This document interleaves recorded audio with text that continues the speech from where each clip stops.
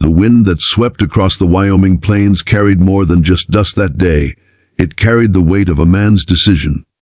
Clay Rourke stood beneath the burning sun, his hat shadowing eyes that had seen too much, lost too much, and cared too little for far too long. His rough hands, calloused from years of wrangling cattle and working the stubborn earth, trembled slightly as he held the worn leather strap in his palm.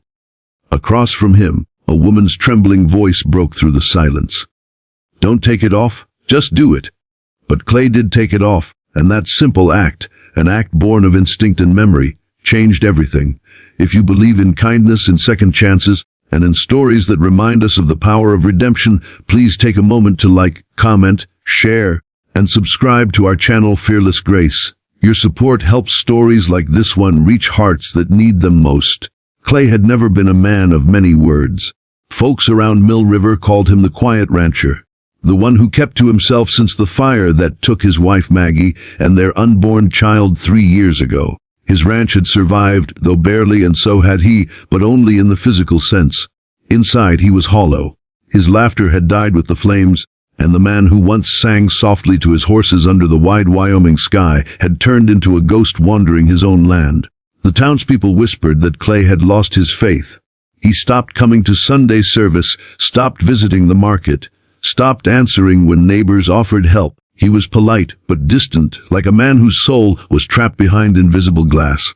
Every morning he'd rise before dawn, feed the horses, fix the fences, and stare at the horizon until night swallowed the plains again. It was a lonely rhythm, and loneliness, like dust, clung to everything he touched.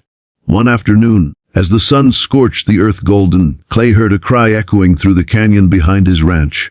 At first, he thought it was a coyote, but then it came again. Sharp, human, desperate. He rode toward the sound, his horse kicking up clouds of dry dirt. There, tangled near a creek bed, was a woman struggling to pull herself free from a twisted saddle and a spooked horse. She looked young, early 30s perhaps, her long auburn hair streaked with dust, her dress torn at the sleeve. Her horse had slipped trying to cross the creek and pinned her ankle beneath a rock. Without a word, Clay dismounted and knelt beside her. His shadow fell across her face, and she looked up, squinting through the glare. I can't move," she said, trying to keep her voice steady. "Please, help me." The Clay's voice was low, rough from disuse. "Hold still." He examined her ankle, then the rock wedged against it. The way her foot twisted told him it wasn't broken, yet. But if the swelling got worse, she wouldn't be walking anywhere soon. He grabbed the leather strap that held her saddle bag and tightened it above her ankle to keep the swelling down. As he reached for the buckle, she whispered, "Don't take it off, just do it." She meant the strap, afraid he'd loosen it and make the pain worse. But Clay, hearing the tremor in her voice, paused anyway, looked at her face, and then undid it gently, replacing it with his own belt for better pressure. That small act, undoing what she thought was holding her together, was the beginning of something neither of them could have predicted. He lifted the rock and pulled her free, carrying her to his horse. "Can you ride?" he asked. She nodded weakly, clutching the saddle horn as he steadied her. The sun was lowering as they reached the ranch, the sky painted in orange and pale pink. Clay helped her down, guided her inside, and found an old chair for her by the window. The light fell across her face, showing freckles, exhaustion, and something else, gratitude. "I'm Clara," she said softly. "Clara Weston." She smiled faintly, brushing her hair from her face. "You're Clay Rourke, aren't you? Folks talk about you in town." Clay gave a small nod. People talk too much. Over the next few days, Clara stayed at the ranch to recover. Her ankle, badly sprained, made it impossible to ride home. Clay didn't protest. He gave her the spare room, cooked simple meals, and kept mostly to himself. But Clara, with her gentle persistence, began to change the rhythm of the place. She sang softly as she washed dishes, laughed when the barn cat tripped over her skirt, and asked questions Clay never thought he'd answer again. She learned that Clay once had dreams of expanding his ranch, of teaching young ranch hands how to ride and care for the land. She learned about the fire, the night he'd been in town delivering supplies when lightning struck the north barn. He returned to smoke, ashes, and silence. She didn't pry into his pain, but she didn't avoid it either. "You still have a good heart, Clay," she said once, as he fixed her splint. "You just buried it under too much guilt." Her words struck deeper than she knew. That night, Clay sat by the barn fire pit, staring at the flames. He could almost see Maggie's face in the flicker, her kind smile, her laughter. The memory that had once burned him with regret now felt softer. He whispered, "Maybe you sent her, didn't you, Maggie?" A days turned into weeks. Clara's ankle healed, but she didn't leave. Instead, she offered to help around the ranch, feeding the horses, cleaning the stables, tending the small garden. Slowly, laughter began to echo again in the farmhouse, timid at first, then fuller. Clay found himself watching her sometimes, how she hummed while she worked, how she paused to look at the horizon with the same quiet awe he used to feel. She reminded him what life had once meant to him.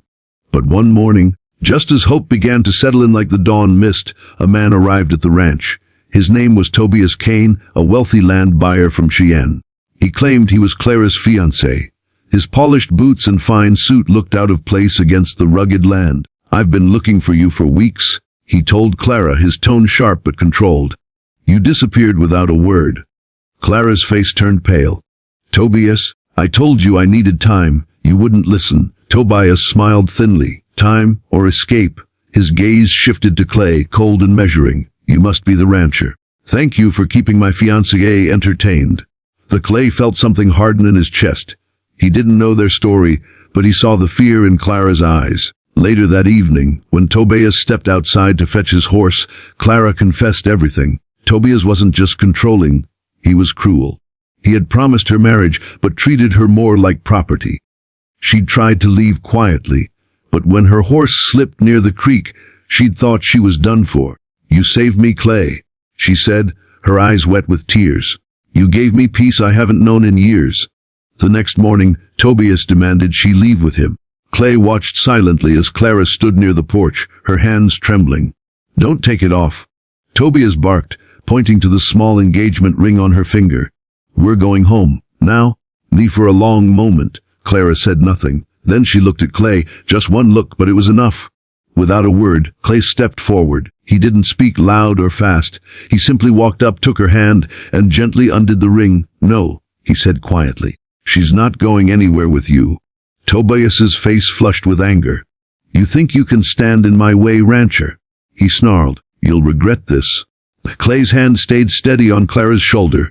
"Maybe," he said, "but I'd regret it more if I didn't." Tobias tried to step closer, but one look into Clay's eyes, those calm, unflinching eyes of a man who had already lost everything and wasn't afraid to lose again, made him falter. He spat on the dirt, turned and mounted his horse. "You'll hear from me again," he hissed, before galloping away. When the dust settled, Clara broke down, her sobs muffled against Clay's chest.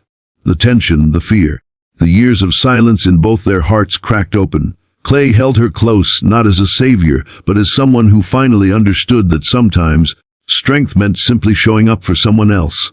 Weeks passed and Tobias never returned. Word spread that he'd sold his property and left for the east. The ranch, once a silent monument to grief, became alive again, filled with laughter, music, and hope. Clara stayed on, helping Clay rebuild the north barn, the same spot where his pain had begun. When they finished, she hung a horseshoe above the door, a symbol of luck and new beginnings. One evening, as they stood watching the sunset spill across the plains, Clara turned to him. "Do you ever think about what would have happened if you hadn't come that day by the creek?" she asked. Clay smiled faintly. "Maybe it wasn't me who came for you," he said. "Maybe you came for me." The wind swept through the tall grass, carrying their laughter across the open land. For the first time in years, Clay felt peace, not because the past was gone, but because he'd finally faced it. He'd undone his silence, his guilt, his fear, and by doing so, he'd acted, not just for Clara, but for the man he used to be. If this story touched your heart, please like, share, and subscribe to Fearless Grace to help more people find hope and healing through stories like this. And before you go, comment below. What do you think it truly means to give someone a second chance? The plains never forgot their ghosts, but they also never forgot the ones brave enough to set them free. And somewhere between the wind and the whisper of grass, Clay Rookie's heart began to live again. The end.